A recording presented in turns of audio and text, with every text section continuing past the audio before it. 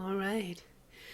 Well, hello, everybody, and welcome to this first very impromptu, very silly idea that I had to read Cassandra Clare's Draco trilogy live, or as live as it's going to get. I realize, of course, that there might be other people on YouTube that have read this series out loud, maybe, perhaps, and have probably dissected it to within an inch of its life. What I am attempting to do is just read you guys the version that I spent years editing. So, I'm going to start with the first book, which is Draco Dormians, and I am going to proceed until we get to the last book, which is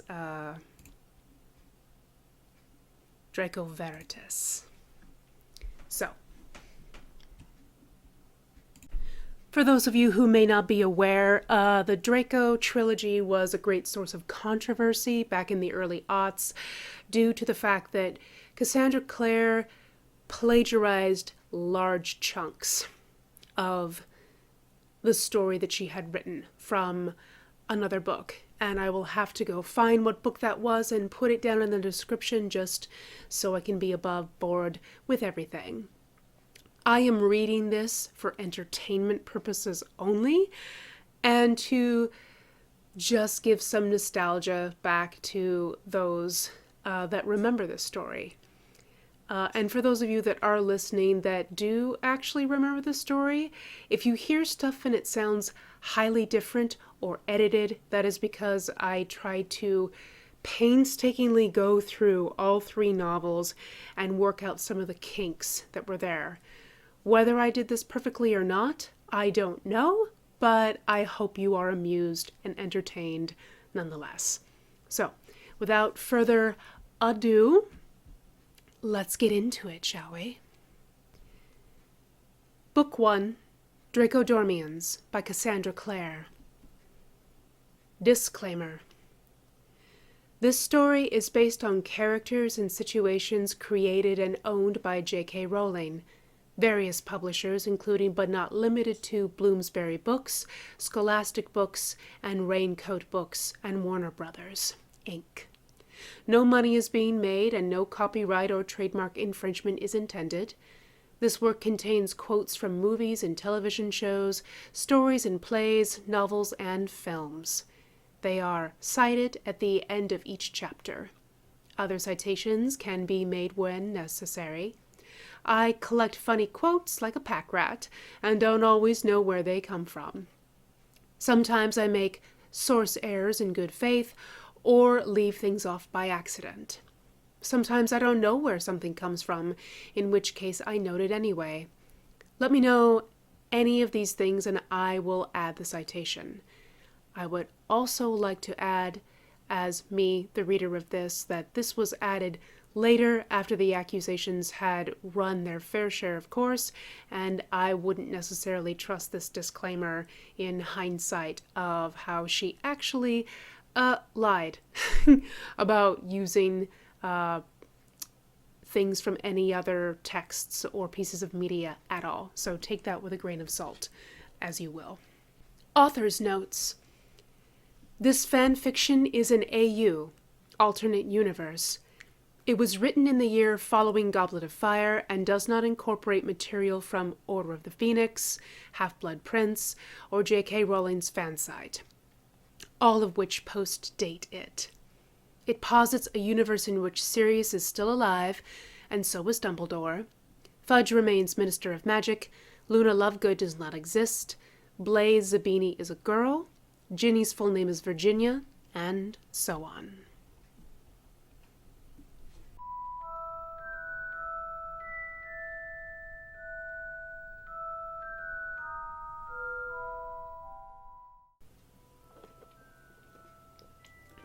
Chapter 1.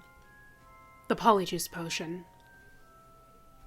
It was June, and it was boiling hot in the potions dungeon. but Snape didn't care. "Can anyone tell me what this is?" he asked his miserable class, all of whom were stifling in their robes, and he lifted a beaker of glutinous brown liquid high into the air so they could all get a gander at it. Hermione's hand shot into the air as usual. "Polyjuice potion," she said promptly, and gave a little shudder. She was probably recalling how it tasted, thought Harry with an inward grin, remembering the afternoon 3 years ago when he, Ron, and Hermione had all drunk the shape-changing potion in an attempt to turn themselves into replicas of Slytherin students so they could sneak into the Slytherin common room. Snape ignored her. "Anyone?" he said, scanning the class. Draco Malfoy raised a pale, lazy hand into the air. "Polyjuice potion," he drawled out of the corner of his mouth. Harry glared at him. Where the rest of the class looked sweaty and miserable, Draco looked as cool as if he'd just eaten a bag of ice mice. "Very good, Draco," said Snape enthusiastically. 5 points for Slytherin. Now," he went on, "can anyone tell me what it does?" He rounded suddenly on Ron, who blinked. "Weasley?" Ron, startled in mid-yawn, said, It changes you into somebody else." Snape, looking disappointed, said, "That's correct." He did not give 5 points to Gryffindor, however, only picked up the vial and began dispensing measured amounts into small paper cups. "Now," he said, straightening up, "I'll be splitting you into groups of 2. You'll each be drinking half a cup of Polyjuice, with a hair from each of your heads in it. No, you don't have to swallow the hair, Miss Brown. There's enough potion to turn you into your partner for half an hour exactly. No more, no less. That'll give you an idea how the potion's supposed to work.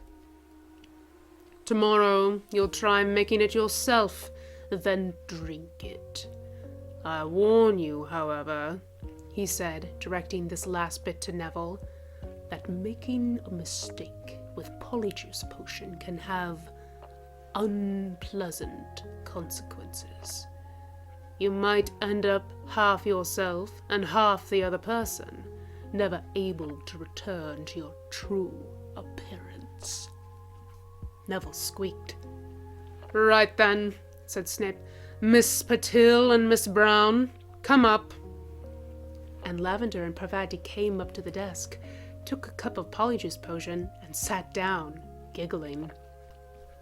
Snape quickly paired off Crabbe and Goyle with each other, but poor Neville with bull-faced Pansy Parkinson, who cast a longing look at Draco as she went over to sit by Neville. If she couldn't have Draco, she seemed to be thinking, at least she could be him for a while. Ron was paired with Hermione, and Harry... "Potter," said Snape in an icy, amused voice. "And Malfoy, come up here." Draco's jaw dropped. So did Harry's. "No!" they said in unison. "I won't be Malfoy," said Harry in a furious tone. But Snape was not impressed. "Get up here, both of you," he said. Malfoy was the first to get to his feet. Casting an icy glance at Harry, he stalked up to the front of the room, grabbed the potion, and stalked back to where Harry was sitting. Harry cast an anguished glance at Ron and Hermione, who gazed back in sympathy. Ron shook his head, Hermione mouthing something at Harry that he didn't quite catch, but he knew Hermione well enough to know what she was saying. "You better go along with it, Harry. It'll count towards your final marks." All over the room, students were drinking down the potion. There were gasps and giggles from Lavender and Parvati, a yell from Neville, who, having transformed himself into the much smaller Pansy Parkinson, suddenly found himself swimming in robes that were too large for his bony frame, and he had to hold them up to keep them from slipping off his shoulders, and helpless laughter from Ron and Hermione. "Here," said Draco, thrusting the cup at Harry, who looked at him with loathing. "Well, I haven't poisoned it, Potter. Drink it," he said. "I'd rather drink poison than turn into you, Malfoy," said Harry between his teeth. "And I'm not looking forward to being a specky git for half an hour, but you don't see me whinging on about it," said Draco. "Or are you afraid?" Harry pushed his chair back violently and grabbed the cup, into which Draco had already put one of his own silvery blonde hairs. He pulled out one of his own hairs, took a mouthful of potion, dropped the hair into his cup, and handed it back to Draco, who drained it. At the same time, they swallowed.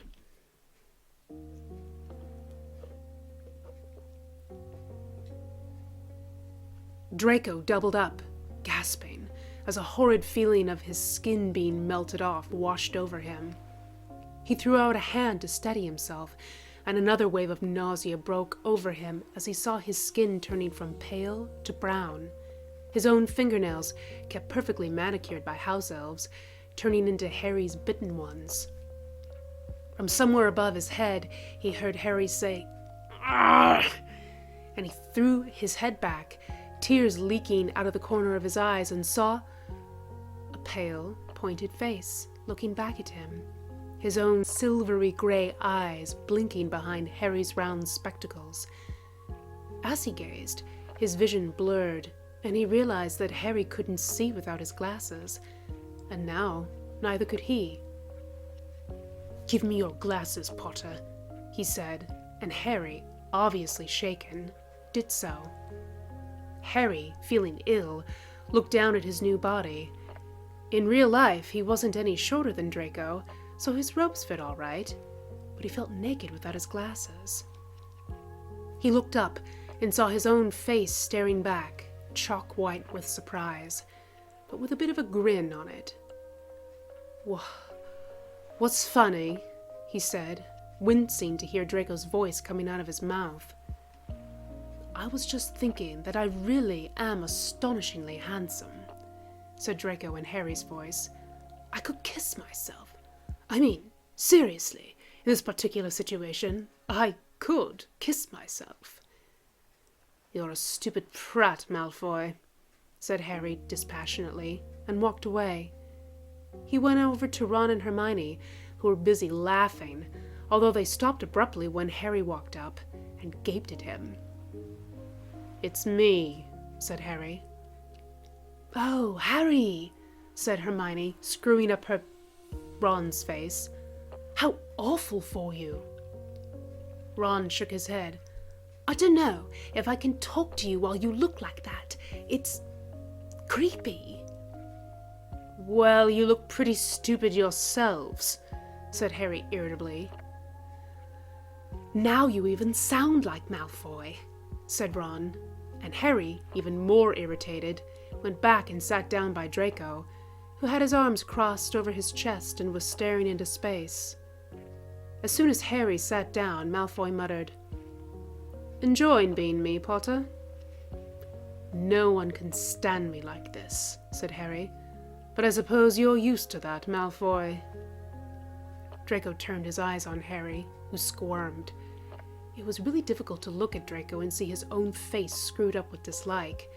The green eyes he saw every morning in the mirror now regarded him with contempt. If Draco felt the same compunction, he didn't show it. "Do you remember what I told you that time on the train, Potter?" he asked. "Which time?" said Harry in a bored tone. "The time where you threatened to hold me down and force-feed me slugs, or the time you called me a four-eyed toad?" Draco snorted with mirth. "The time I told you I could help you out," he said. "Any time you want to throw over that overgrown git and that puffy-haired mudblood you hang around with, I can show you how to get your hands on some real power." "Let me think about that," said Harry slowly. "Right, I've thought about it." "No." Draco's now green eyes sparkled with malice behind Harry's glasses. "Are you sure?" Quite sure. Harry snapped, his anger building. You can take me off the evil mailing list, Malfoy. I am not interested. Harry rather expected Malfoy to make a rude response to this, but instead Malfoy was staring at him with an odd expression. What is it? Said Harry, glancing down. Am I changing back? That's just it, said Malfoy. You're not. Everyone else has. Look. Harry glanced around and saw that Draco was right. Everyone had resumed their seats, back in their own bodies. Snape had gone back to lecturing about the uses of Polyjuice potion, apparently confident that all his students were back to their rightful selves. Harry looked wildly down at himself, then back at Draco. How long's it been? 45 minutes, said Draco, consulting his watch. We ought to have changed back by now. Well, what's going on? Malfoy shook his head, an odd little smile on his face. I wish I knew, he said. Harry's heart began to pound wildly. Did you do something to the potion? He hissed. Malfoy! Of course not, Potter, said Malfoy with contempt. Do you really think I want... But Harry wasn't listening. He grabbed hold of Draco's robe and yanked him forward. Turn me back, he hissed violently. Do it now or I'll break your face. Malfoy, who wasn't used to Muggle expressions like break your face, looked at Harry blankly. Then he started to laugh. This was too much for Harry, who swung at Draco and landed a solid punch on his jaw, which knocked him to the floor. His quill, cauldron, and books rained down around him. Harry jumped down out of his seat, grabbed Draco by the front of his robes, and the two of them rolled over and over, hitting at each other with relish. The rest of the class swung around to look at the scene, and Snape began running towards them, shouting at them to desist. Harry let go of Draco, suddenly shocked, but Draco, apparently thinking Harry was about to hit him again, lunged upward and landed a perfect uppercut to Harry's chin. Harry, who had been looking over at Snape, was unprepared for this assault. He flew backward and slammed into the wall, knocking his head hard against the ancient stone. Everything went black. Draco stood up and leaned against his desk, gasping for breath. Harry had knocked the wind out of him. Fighting the ringing noise in his ears, he looked around. There was Harry, still looking like Draco, lying sprawled on the stone floor, blood pooling around his head. Draco looked away, suddenly afraid he was about to get in some real trouble, and saw Snape struggling to restrain a frantic Ron and Hermione who were fighting to get to him. As he watched, Hermione broke free and ran to his side. Seizing him by the sleeve of his robe, she sobbed, "Harry, are you all right?" Draco just stared at her blankly. She thought he was Harry. He looked up, saw the stunned faces of the Gryffindors watching him, the scowls on the faces of the Slytherins. They all thought he was Harry. Snape strode forward and peeled Hermione off him, shoving her aside. Draco could hear the buzzing as the other students yelled at Snape. The Slytherins were silent, but the Gryffindors were all shouting that Draco had punched Harry first.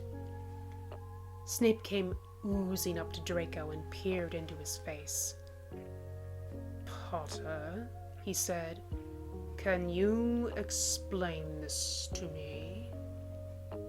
Draco opened his mouth to say, "I'm not Potter. The Polyjuice potion isn't working. It should have worn off by now and hasn't." But what came out was, "I don't know, Professor. He hit me first." What happened after that was a bit of a blur for Draco. He was marched up to the hospital wing by Snape, who was carrying Harry's limp body, the sight of which gave Draco a queasy feeling whenever he looked at it. He kept feeling his own face, his hair, to see if he'd begun turning back into himself. But he hadn't. Nothing happened. Madame Pomfrey was waiting for them. She instructed Snape to lay Harry down on a bed surrounded by curtains, into which she vanished. Draco wound up sitting in a hard chair across from Snape, who was staring at him, eyes glittering with malice. "If Draco dies," he hissed in an undertone, "you'll be a murderer, Potter. How do you like that?" Draco's mouth sagged open in shock, but before he could say anything, Madame Pomfrey emerged and shook her head at Snape. "Draco Malfoy is not going to die," she said severely.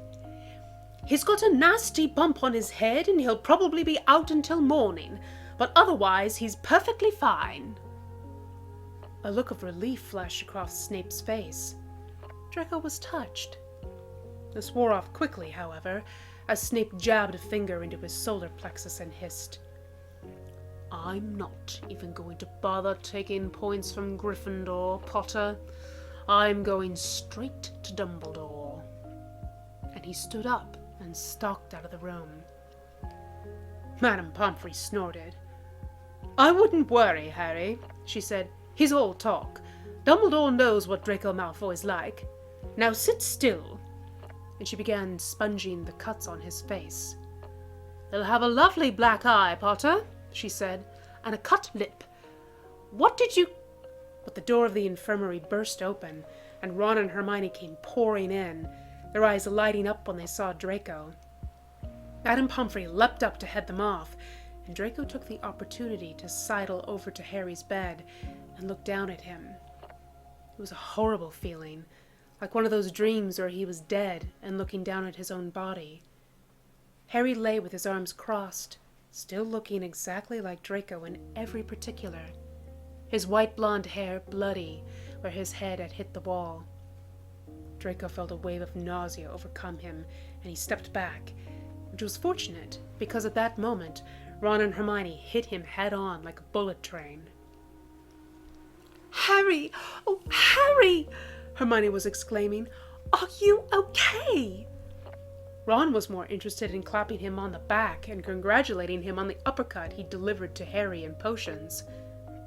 Draco allowed himself a smile. "It was fantastic, wasn't it?" he agreed. "The way he just flew backwards." Madame Pomfrey shooed them towards the door, which Ron was now holding open. Draco gave a last glance back at Harry as they left the infirmary. He hadn't moved.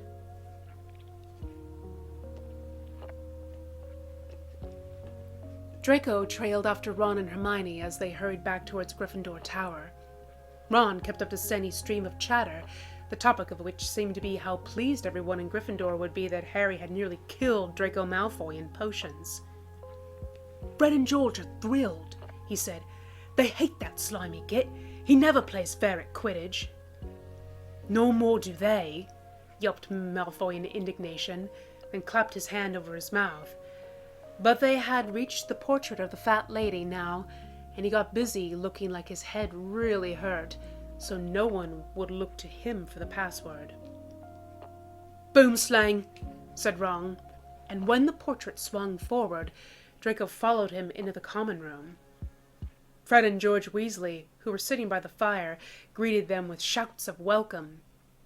Draco looked around the room in irritation. The common room here was much nicer than the Slytherin one, which, being in the dungeon, was cold and had a tendency to drip during the winter.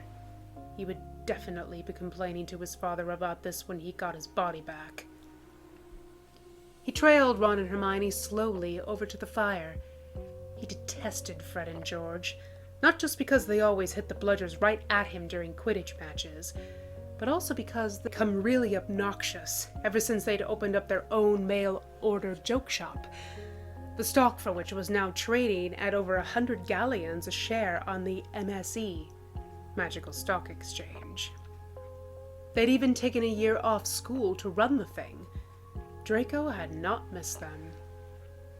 "Harry!" George yelled, thwacking Draco hard on the back. "Heard you had a go at Malfoy and potions. Good work." "He's been asking for a nice hard thumping for years," Fred agreed. Pity you didn't kill him is all, said George. Draco felt his face working, and, knowing it'd be a dead giveaway if he pulled out his wand and cursed Fred and George with boils, he took a few deep, calming breaths instead. Then he felt a small hand wrap around his arm, and he saw Hermione next to him, looking up at him with concern. "Are you all right, Harry? You sound like you can't breathe," she said. "Head hurts," Draco said with difficulty, and sat down hard in a chair. "Not your scar," said Ron, looking green. "Your scar doesn't hurt." "No, idiot," said Draco through his teeth. "Just my head, where that fool Harry..." where Draco banged it against the floor. "So why did Draco attack you like that, Harry?" asked Hermione, brown eyes wide. "Because he's a rotten little snake, why else?" said Ron. Draco bristled. "I insulted his mother," he said shortly, "so he punched me." "Harry!" said Hermione. "Good on you," said Ron, "for punching him back." "There's no point insulting Malfoy," Hermione went on. "I think you should try to feel sorry for him, Harry." "Sorry for him?" Draco yelped. "Why? He's rich, his family's powerful, he's good looking, and the ladies love him." "He's got that terrible father," said Hermione severely. "And he's obviously very jealous of you, Harry. You're such a good Quidditch player, and so brave. And he isn't. Remember that time in the Forbidden Forest when he ran away from Quirrell?" Draco made a strangled noise. "And he isn't any better looking than you, Harry," said Hermione, avoiding his eyes. "But he's..." Draco stammered. "He's blonde." Ron and Hermione stared at him. "I'm tired," said Draco in a strangled voice. "I'm going to bed." As he went up to the dormitory stairs, followed by Ron, Draco's mind raced. He had always assumed that Potter and his friends hated him as much as he hated them. Well, it looked like Weasley probably did, but Hermione, advocating that they feel sorry for him? A mudblood feels sorry for Draco Malfoy? He clenched his hands enraged and slammed the dormitory door behind him. "Ah!" yelled Ron in pain, having been hit in the nose by the slamming door. "Oh," said Draco. "Sorry."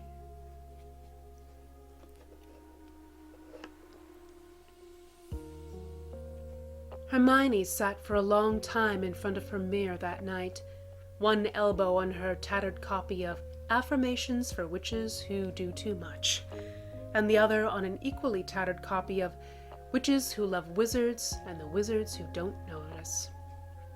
She sighed. It wasn't exactly true anymore that Harry didn't notice she loved him. She told him so last month, when she couldn't stand it anymore, and he'd been very nice about it, but very clear. He didn't love her. He told her how he felt about Cho, and she said she'd sort of known it anyway, and they'd both sort of laughed. He told her how much her friendship meant to him, and that had been it. Hermione still got a sick feeling in her stomach when she thought about it. But tonight, she thought, tonight had been different. It seemed to her that Harry had been looking at her in a new way, as if he were seeing her for the first time. Of course, that might have just been the head injury. She put her face in her hands. Please, she thought, please let it not have been the head injury.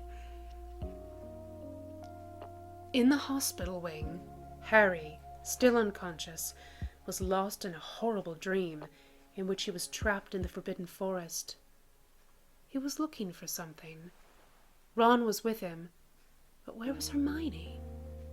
He yelled aloud without waking up, and Dumbledore, in whispered conference with Madame Pomfrey, broke off and looked over at him anxiously. "There is a great deal of darkness in that Malfoy boy," he told Madame Pomfrey, who sniffed in answer. She had never liked Draco much. "I fear," said the headmaster, that it may someday overpower him. Taking a shower the next morning was probably the most bizarre experience of Draco's life. He kept his eyes screwed shut so he wouldn't see Harry naked. But when he did look down, by accident, his jaw dropped in amazement. "Well, would you look at that?" he said, trying not to. "Congratulations, Potter." It was strange going to all of Harry's classes, thought Draco. It was a relief when they got to Care of Magical Creatures class, which the Gryffindors had with the Slytherins anyway. They were currently studying flurbrets, nasty little amphibious creatures with big, tooth-lined jaws. When Hagrid went back to his house to get more flubberworms to feed them, Crabbe and Goyle took the opportunity to abduct Neville's toad and hold it over the cage of the Grindelflubberts, who slavered hungrily. "Ha ha!" sneered Goyle, who was gripping Trevor the toad, while Crabbe held off Neville with one arm. "Do you want me to feed your toad to the monsters, Ickle boy?" "Please, no," Neville begged. "Leave Trevor alone." Neville was practically in tears.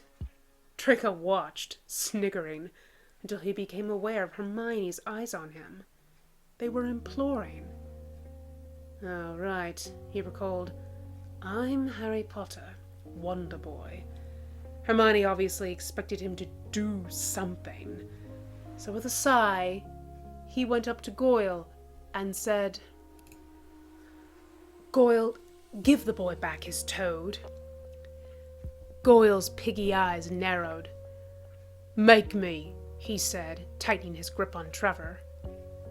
Draco was used to Goyle doing everything he said, so that rocked him for an instant. This might turn unpleasant, he realized. He'd seen Goyle wreck a city bus with his bare hands before. He didn't want to be next. "Goyle," he said, lowering his voice now so that only two of them could hear. "Did you know I could read minds?" Goyle stared at him blankly. "It's true," said Draco. "It's the magical power of my scar," he added, wondering if Goyle was dim enough to believe this malarkey. "I don't believe you," he said slowly, but there was fear in his small eyes. "For instance, I can tell everyone here that you sleep with your nightlight on and you're secretly in love with Crabbe. You've got a photo of him under your pillow." Goyle let out a yell of horror, shoved the toad at Draco, and took off running. For such a big fellow, he moved pretty fast, and was soon out of sight. "Here you go, Longbottom," said Draco, thrusting Trevor at Neville, who looked at him gratefully. He caught sight of Hermione gazing at him. She looked full of admiration, and blushed when he looked at her. No one had ever looked at Draco like that before. Made him feel odd, and rather tingly around the ears. Furious, he trod purposefully on Seamus Finnegan's toe as he headed back towards Hermione, and was pleased to hear him howl with pain.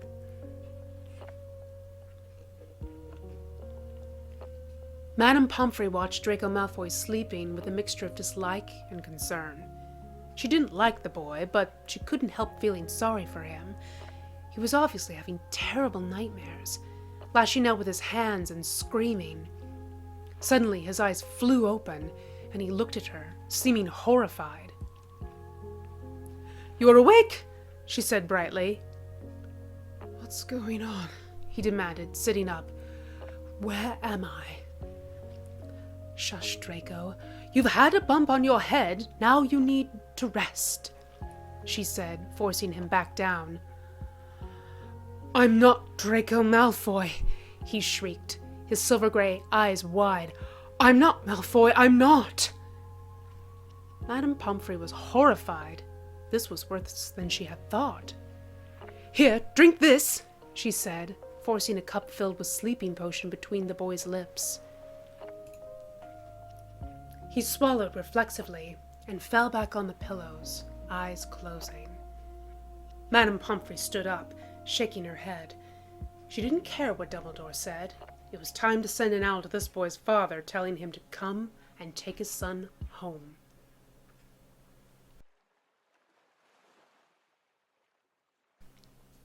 And that is the first chapter done for Draco Dormians. Thank you so much for joining me, guys, in this wacky, strange, what am I even doing adventure. I hope you enjoyed that, and I hope you will return to hear me read the rest of it. So, I hope you have a really great evening, and I will see you guys all very soon.